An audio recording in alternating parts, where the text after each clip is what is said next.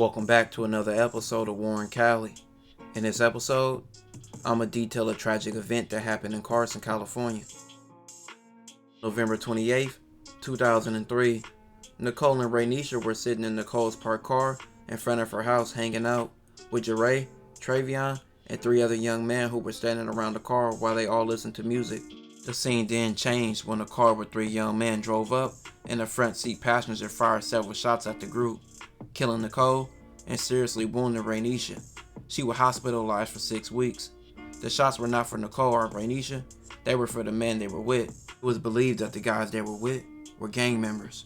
They were in an area claimed by the Centerview Pirus in Carson. From photographs, Travion and Jeray identified the shooter as Doheen, Tiny Killer D. Pratt, a 12-year-old member of the 190 East Coast Crip gang, but no one at the scene could identify the other two men in the car. Now, the 190 East Coast Crips is a well-known gang in Carson and have been around for decades. They beef with many Piru sets in Carson, and their Centerviews are one of their main rivals in the city. For y'all who don't know who Doheen Pratt is, maybe you know his famous sister Kyla Pratt, actor in several movies and shows like Dr. Dolittle, Smart Guy, 101, and The Proud Family. By 2003, the year of the shooting, she was already a full-fledged young star, appearing in over 30 shows and movies, having 2 shows on the air at the time, which she starred in, being in 101 and The Proud Family. In May of 2005, about 18 months after the shooting, Los Angeles County Sheriff's Department detectives interviewed a gang member named Jonte about the shooting. On the day after the shooting, Doheen, Javier, and another man named Marcus visit Jonte at his house, where they told him, "We just stole his car." When Jonte asked, "What did y'all do?" they said, "We went to do a drive-by in the Centerviews." Jonte told detectives that Javier was the driver and that Doheen was the shooter. It was Doheen's first mission.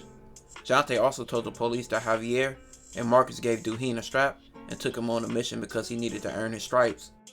Detectives next interviewed Marcus, who was also a minor at the time. When detectives told Marcus that Jonte had said Marcus, Doheen, and Javier were involved in the shooting, Marcus offered to tape a conversation with Javier and get him to admit to the shooting.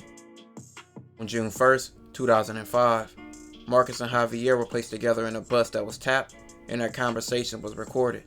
It was later played for the jury at trial. Marcus would ask Javier several questions about the shooting, and Javier would joke about it and admit into his role. For his role, Javier received 90 years to life. Doheen, who was a minor during the crime, at the age of 12, he didn't get sentenced to the age of 14, but he only received 10 years for his role in the crime, but only did 8 years. He got out at the age of 22. Doheen's victim Nicole's father Gregory would call this a slap in the face, and reportedly wanted Doheen to serve the maximum sentence possible, but it only could have been up to 25 years of age, with minors not being able to be tried as adults. It was multiple times Doheen could have been released early, but Gregory was there every step of the way, trying to make sure he received the maximum sentence. Doheen has been free for a decade, getting out in 2013.